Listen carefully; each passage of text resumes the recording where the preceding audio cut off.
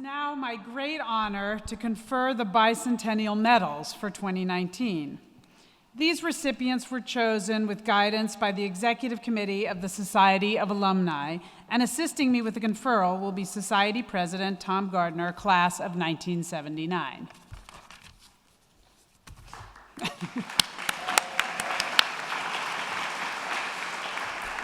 Our first awardee is Kiat W from the class of 1965.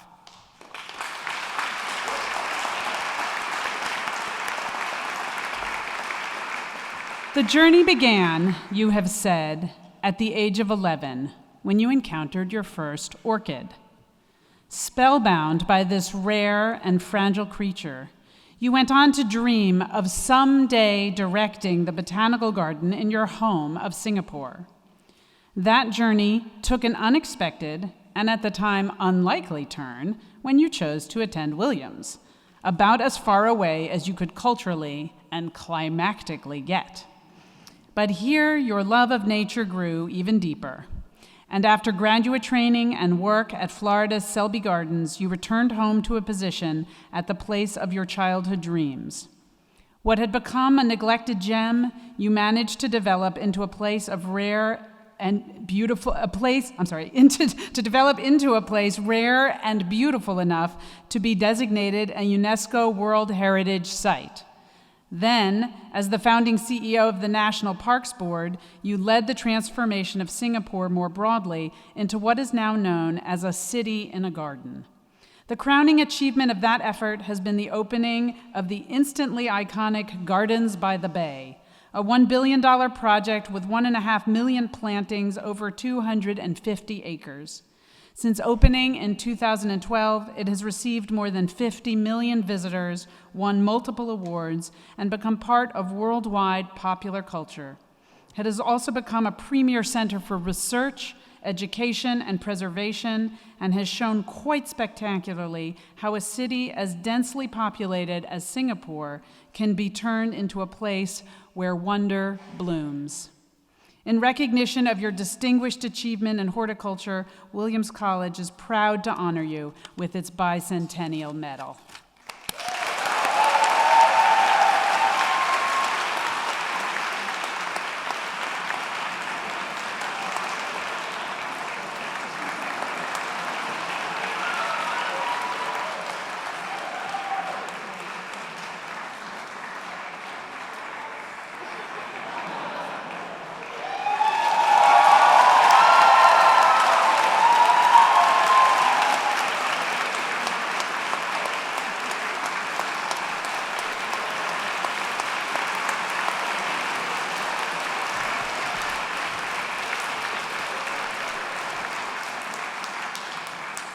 Our next medalist is Martin A. Samuels from the class of 1967.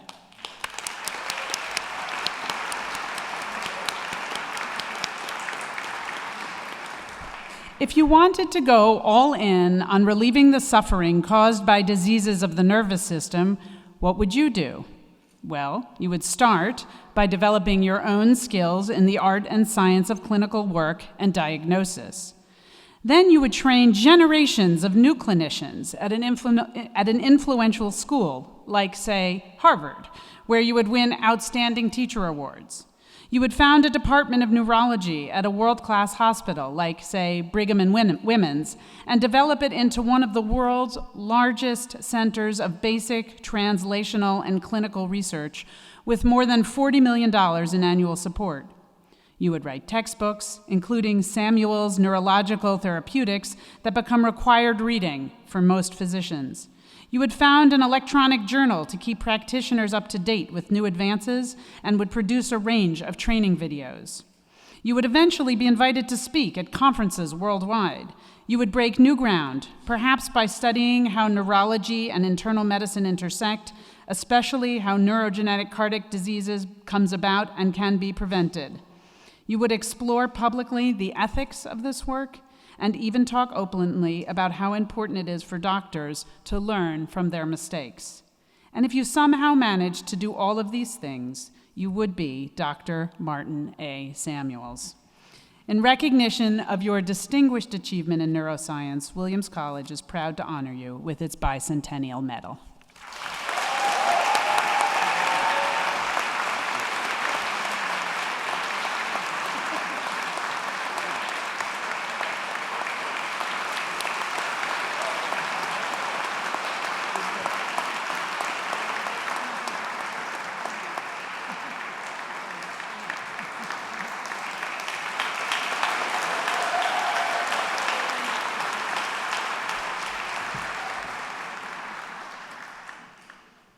Our next awardee is Danielle Deane-Ryan from the class of 1997.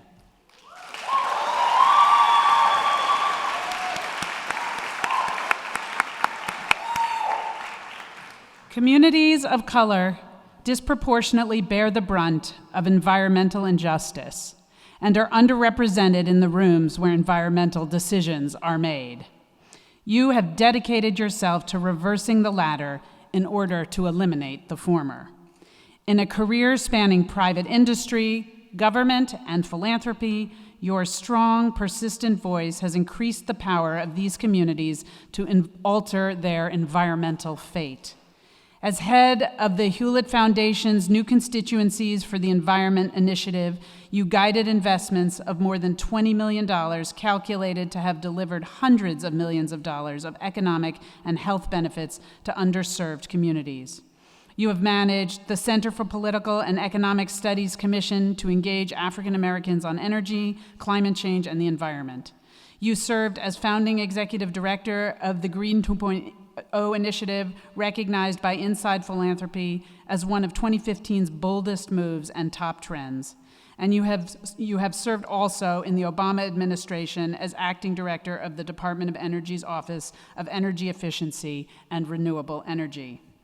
All of this has advanced what the head of the Cummings Foundation, your current base of operation, has called your, quote, unshakable commitment to ensuring that communities of color take the lead in designing our clear energy future. In recognition of your distinguished achievement in environmental justice, Williams College is proud to honor you with its Bicentennial Medal.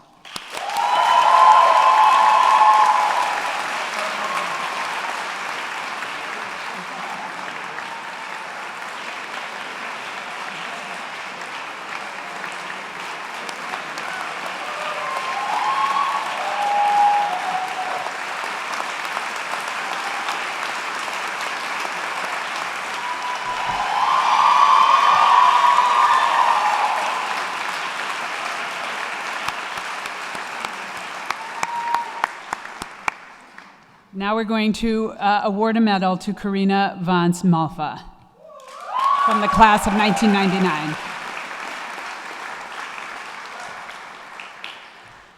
Public health concerns intersect with those of human rights, and it is that dynamic that you have chosen to focus on. From Williams, you moved to San Francisco to support people with HIV. After earning a degree in public health, you returned to Ecuador, where you advanced lesbian rights as head of the Cozana Foundation. At the age of 34, you were appointed the country's health minister, in which role you led the opening of 52 health centers and 10 hospitals and the closing of scores of religious clinics bent on turning people, often with physical cruelty, from their homosexuality. Then, on an even higher plane, you advanced public health throughout the continent as executive director of the South American Institute of Government and Health. There, you generated and disseminated policy innovations that reduced social inequalities, supported the training of policymakers and system managers throughout the 12 countries, brought health policy concerns to other sectors of society, democratized access to health information, and worked toward a continent-wide vision of public health. All of this work is being made ever more urgent by the health and human rights effects of climate change, pressing challenges that you are uniquely equipped to tackle in your home continent. In recognition of your distinguished achievement in public health and civil rights, Williams College is proud to honor you with its Bicentennial Medal.